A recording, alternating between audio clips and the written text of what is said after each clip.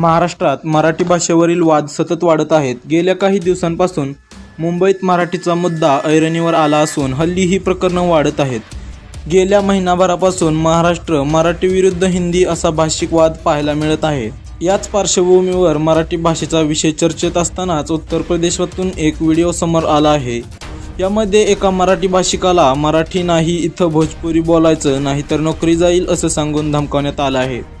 नक्की काय आहे हा प्रकार ते जाणून घेऊया। त्या अगोदर मराठी चॅनल पहिल्यांदाच पाहत असाल आणि चॅनलला अजूनही सबस्क्राइब केलं नसेल तर नक्की सबस्क्राइब करा।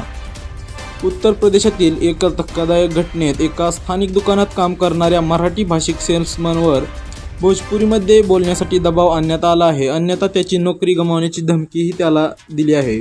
मराठी बोलने से काम नहीं चलेगा असे त्याला सांगण्यात येत आहे। या व्हिडिओमध्ये तुम्ही पाहू शकता ग्राहक सेल्समनला ओरडताना दिसत आहे। हे महाराष्ट्र नाही, महाराष्ट्रात जाऊन मराठी बोल, इकडे भोजपुरीच बोलायचं असं म्हणत ग्राहक धमकावताना दिसत आहे। महाराष्ट्रातून कामाच्या शोधात स्थलांतरित झालेल्या या माणसाने म्हटले आहे की त्याला त्याची मातृभाषा सोडण्यास भाग पाडले जात आहे। दुकानात मराठी बोलल्याबद्दल द्वेष सहन करावा लागत आहे।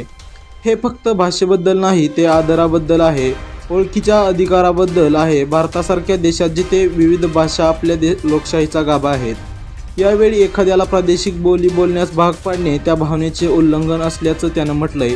भाषेने आपल्याला जोडावे, आपल्याला विभाजित करू नये। या घटनेने सोशल मीडियावर सध्या संतापाची लाट उसळली आहे।